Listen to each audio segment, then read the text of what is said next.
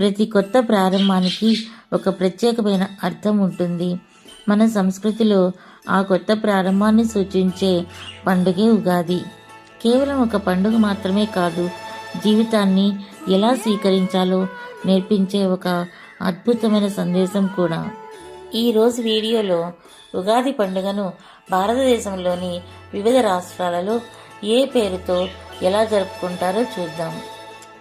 ముందుగా ఆంధ్రప్రదేశ్, తెలంగాణలో ఈ పండుగను ఉగాది అని జరుపుకుంటారు. ఇక్కడ ముఖ్యమైనది ఉగాది పచ్చడి. చేదు, తీపి, పులుపు, కారం ఇలా 6 రుచులు కలిపి జీవితంలోని సుఖదుఖాలను స్వీకరించాలి అనే సందేశాన్ని ఇస్తుంది. అలాగే పంచాంగ శ్రవణం వింటూ కొత్త సంవత్సరాన్ని ఆహ్వానిస్తారు. కర్ణాటకలో కూడా ఇదే పండుగను ఉగాదిగానే జరుపుకుంటారు. ఇక్కడ పేగు బెల్ల అనే ప్రత్యేకమైన మిశ్రమాన్ని తింటారు.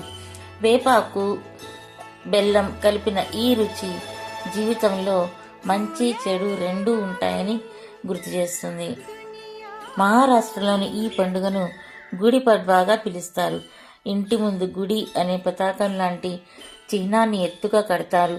ఇది విజయానికి, శుభారంభానికి సంకేతంగా భావిస్తారు. గోవా మరియు కొంకణ్ ప్రాంతంలో ఈ పండుగను సంవత్సర పట్వోగా జరుపుకుంటారు. దేవాలయ దర్శనం, పూజలు చేసి కొత్త సంవత్సరాన్ని భక్తితో ఆరంభిస్తారు. తమిళనాడులో ఈ పండుగను పుత్తాండుగా జరుపుకుంటారు. ఉదయం లేచిన వెంటనే కన్ని అనే అలంకరణను చూస్తారు. ఇది శుభదృష్టిగా భావిస్తారు. కేరళలో విషుగా జరుపుకునే ఈ పండుగలో విషు కన్ని చాలా ముఖ్యమైనది.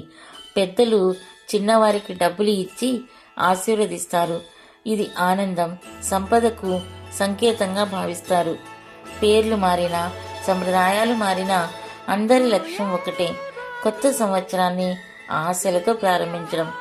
ఉగాది మనకు చెప్పేది ఏంటంటే, జీవితంలో వచ్చే ప్రతి అనుభవాన్ని స్వీకరించాలి, ముందుకు సాగాలి.